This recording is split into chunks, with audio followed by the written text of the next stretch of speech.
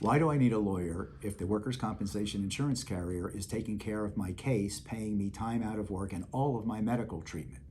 Well, you absolutely need a workers' compensation lawyer if your injury is something significant, more than a minor strain or a sprain. If you fractured a bone, if you've needed a surgery or surgeries, anything significant where you have medical treatment more than a brief period of time and now you're fine, you may very well be entitled to a third form of benefit known as permanent partial disability, even if you return to work.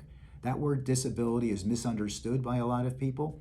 It is a third monetary benefit that you get only after you're done treating.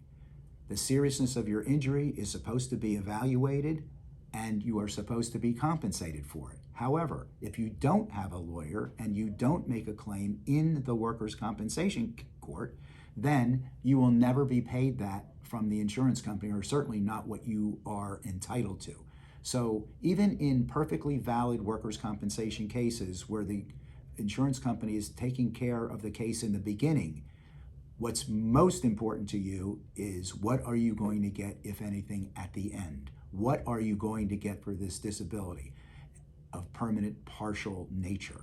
And that can be a very substantial compensation. Not only is it significant additional tax-free compensation, but it also extends the life of your case in the future that can be reopened. These are all issues that we can discuss in our first interview, but you can trust me on this. There is no doubt that if you have a serious injury at work, even though it's initially being handled under workers' compensation by the carrier, you absolutely need to obtain a workers' compensation lawyer to assure you and your family that you are getting everything you're entitled to receive.